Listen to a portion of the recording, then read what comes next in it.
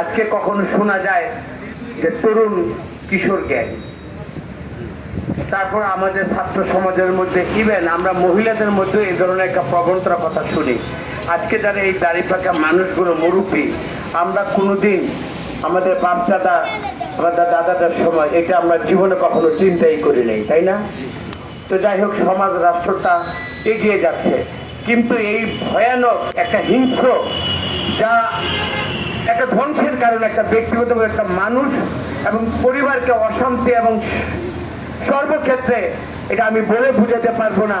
আমরা দু একটা পরিবারকে আমি দেখেছি, একটা নেশাগ্রস্ত একটা পরিবারের জন্য একটা বাবা মা কি ধরনের অশান্তিতে তার প্রতিটা মুহূর্ত তার যাপন করে।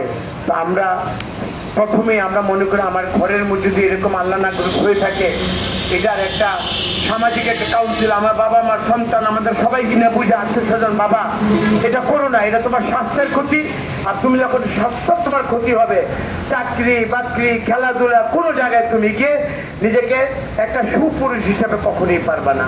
প্রথমে এটা বলেন, তারপর আত্মীয় স্বজনকে সবাইকে নিয়ে একটা সামাজিক একটা দায়বদ্ধতা থেকে, এটা যেন আমার সন্তান যখন হবে, এটা আমি যেন আমার সমস্যাটাকে আমার নিজের মনে না করি। আমার আরো যারা বন্ধু বান্ধব আছে না আমার বয়সে, যে বাবা আমার এই সন্তানটা আছে, ও তো এই পথে গেছে, কি আমি পারতেছি না, আপনারা সবাই গিয়ে সর্বশেষ এবং সর্বোচ্চ এই চেষ্টাটা আমরা এটা করি। এটা হলো আমার একটা বিনীত অনুরোধ, আমি আমার বাবা হিসাবে আপনাদের মুরব্বীদের সবার কাছে করলাম। সেকেন্ড আরেকটা জিনিস আসেন, যারা এই ব্যবসাটা করে, কেউ না কেউ তো করে, বাবা পৃথিবীতে কি তোমাদের আর কোনো ব্যবসা নাই?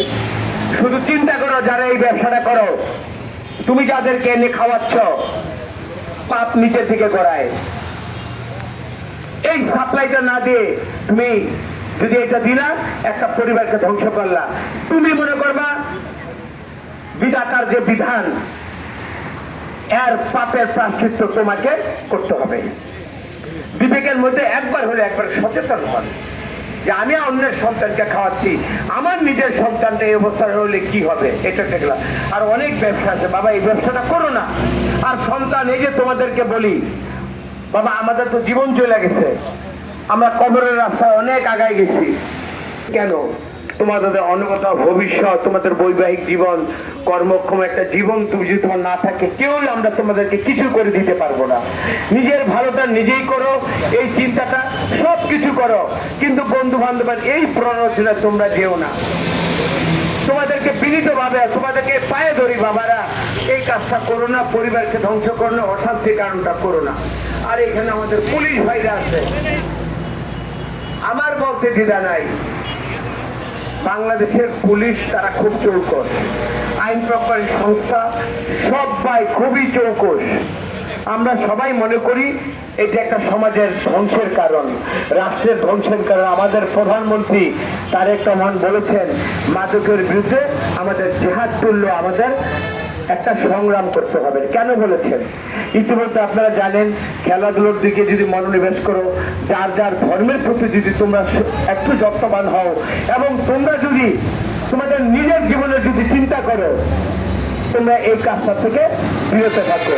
আমরা একটা ছেলে সন্তানদেরকে আমরা পাশাপাশি খেলাধুলা, সংস্কৃতি, যে কোনো ভাবে তাদেরকে আমরা অন্যদিকে ডাইভার্ট করব।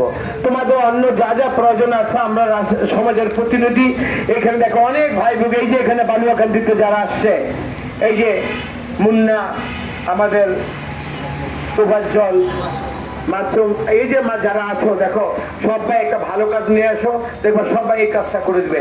তার যখনই দেখবে যে নেশাখোর, দেখবা কোনোভাবে তাকে সহযোগিতা করবা না। আমরা করবো না, তো ফ্রাস্ট্রেটেড হবা, তোমরা আরো বিপদে চলে যাবা।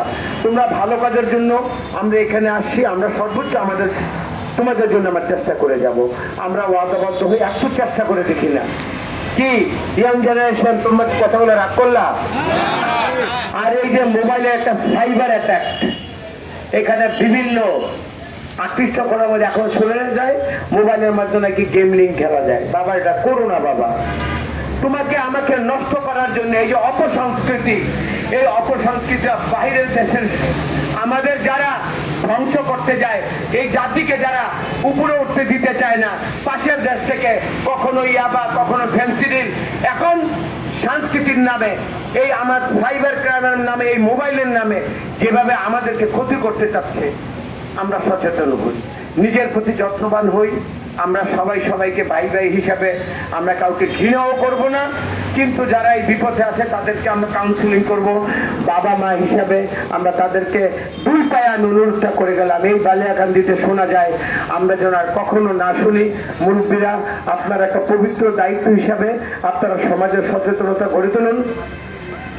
এবং এটা শুধু অভিযানের নামে আমরা বক্তব্য দিয়ে গেলাম, আমার নেতৃবৃন্দ শুধু বক্তব্য দিয়ে গেল, আমাদের কাজটা যেন এখানে শেষ না হয়ে যায়। আমরা পরবর্তীতে যেন শুনি যে আমরা বালুয়াকান্দিতে একটা চেষ্টা করেছিলাম, এরপর থেকে বালুয়াকান্দিতে আমরা ওই জিনিসটা আর আগের মতো এটা নেই, আমরা আস্তে আস্তে এটাকে কমাই নিয়ে আসি।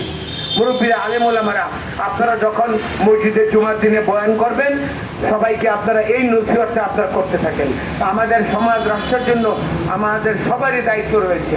তো আমরা সবাই আজকের দিনের যে সচেতনতা এবং আগামীকে জানেন প্রধানমন্ত্রী দিক দিয়ে যাবেন এই বালিয়াকান্দিতে, উনি এইখানে আমরা সবাই দাঁড়াবো, আপনারাও যে যার জায়গা থেকে ওনাকে সম্মান দেখিয়ে পরবর্তীতে আমাদের গজেরাতে আবার আমরা যখন প্রোগ্রাম করব, আপনারা এতটুকু সম্মান এবং আপনাদের যদি মনে আপনারা চাইলে প্রধানমন্ত্রী যাচ্ছেন, আমরা অন্তত ওনাকে দাঁড়িয়ে একটু সম্মানটা করি, আপনাদের সবার পাওয়ার থাকলো।